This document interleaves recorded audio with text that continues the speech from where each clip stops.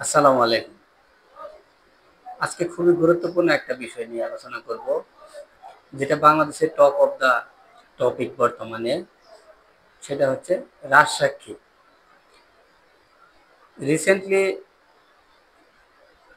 বাংলাদেশের সাবেক আইজিপি চৌধুরী মামুন নিজেকে রাজসাক্ষী হিসেবে ঘোষণা দেওয়ার পর এই রাজসাক্ষী শব্দটি বাংলাদেশের আলোচনার কেন্দ্রবিন্দু হয়ে দাঁড়িয়েছে। এক্ষেত্রে আসলে আমাদের এখন জানা উচিত যে রাজসাক্ষী আসলে কি। রাজসাক্ষী দিলে যে ব্যক্তি রাজসাক্ষী দিচ্ছে সে কি ধরনের সুবিধা পাবে এবং তার যে সহ অপরাধীরা তাদের কি ধরনের শাস্তি হতে পারে। প্রথমেই রাজসাক্ষী জিনিসটা কি? রাজসাক্ষী আসলে ব্রিটিশ আমল থেকে, যখন আমাদের ব্রিটিশ আমলে আমাদের ভারতীয় উপমহাদেশের সে বিচার ব্যবস্থা চালু হয়, তখন থেকে রাজসাক্ষী বিষয়টি প্রচলিত ছিল। সে সময় রাজসাক্ষী বলতে আসলে রাজার সাক্ষীকে বলা হতো। রাজার সামনে যিনি অপরাধ সম্পর্কে সাক্ষ্য দিতেন তাকে রাজসাক্ষী বলা হয়।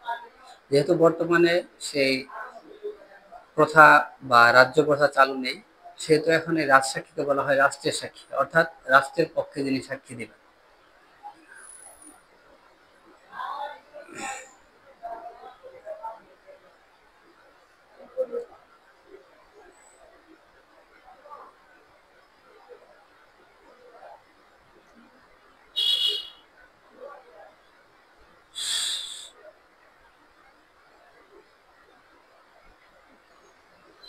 সাধারণত অপরাধের সাথে জড়িত কোনো ব্যক্তি তার জ্ঞানের মধ্যে থাকা সকল ঘটনা সম্পূর্ণ সত্য বিবরণ প্রকাশ করবে, এই শর্তে যদি আদালতের কাছ থেকে ক্ষমা পাওয়ার সে প্রস্তাব পায়, তাহলে তাকে আমরা রাজসাক্ষী অ্যাপ্রুভার বলা হয় আইনের ভাষায়।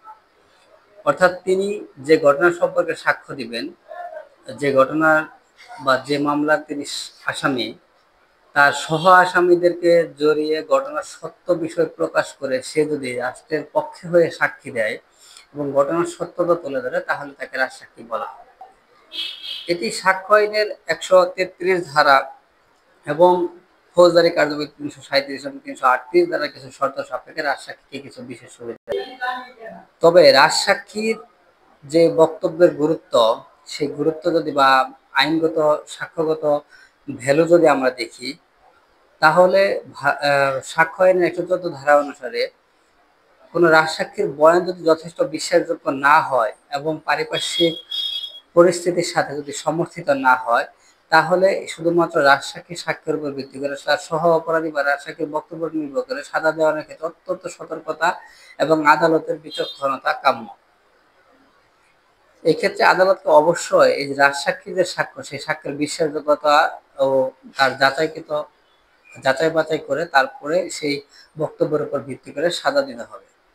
শুধুমাত্র রাজসাক্ষী সাক্ষ্যের উপর ভিত্তিতে কাউকে দণ্ড দেওয়া গেলেও আদালত নিরপেক্ষতা সতর্কতার দৃষ্টি থেকে বিষয়টি বিচার করা অনেক কঠিন। সুতরাং শুধুমাত্র রাজসাক্ষীর সাক্ষ্যের উপর ভিত্তি করে কাউকে সাজা দেওয়া যাবে না। তবে যিনি রাজসাক্ষী হন তাকে কিছু বিশেষ সুবিধা দেওয়া হয়।